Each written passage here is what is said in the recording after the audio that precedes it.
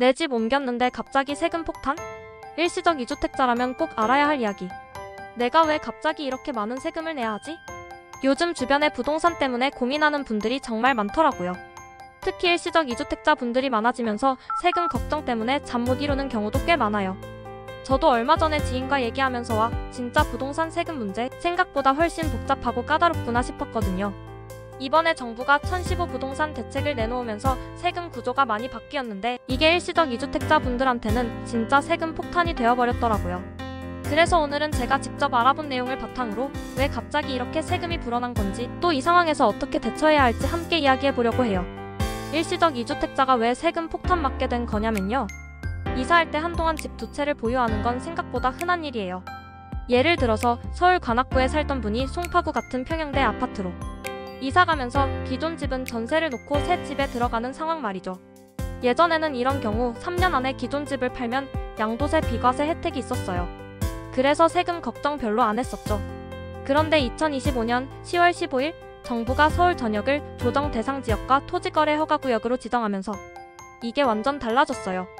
토지거래 허가구역에선 주택 사는 사람이 꼭 실거주해야 하니까 기존 세입자가 계약갱신 청구권을 쓰면 최대 4년까지 세입자가 나갈 생각을 안 하거든요. 그럼 집주인은 세입자가 나가야 팔 수 있는데 세입자가 안 나가니까 집을 팔기가 거의 불가능해진 거예요.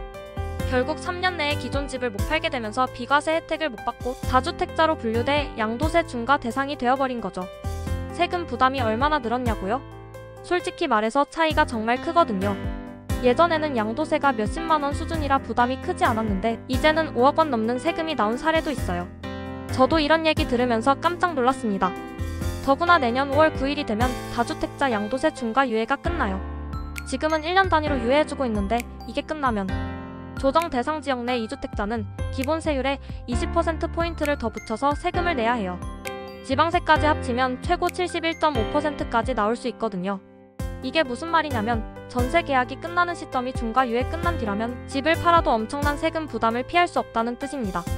주변 부동산 관계자들도 이사하면서 기존 집이 안 팔리고 전세로 놔두는 경우가 흔한데 이번 정책으로 고통이 심해졌다고 입을 모으더라고요. 서민주거 안정 정책인데 현실은 왜 이럴까? 정부가 내놓은 정책들은 서민주거 안정을 목표로 하고 있지만 현실은 다르더라고요. 조정 대상 지역과 토지거래 허가구역 지정이 오히려 집주인과 세입자 모두를 힘들게 하고 있어요. 관악구, 노원구 같은 서민 밀집 지역까지 조정 대상 지역으로 묶이면서 상대적으로 저렴한 주택 가진 다주택자들도 규제 대상이 된 거죠. 이 때문에 거래가 위축되고 집값은 안정되겠지만 팔고 싶은 집을 못 파는 옥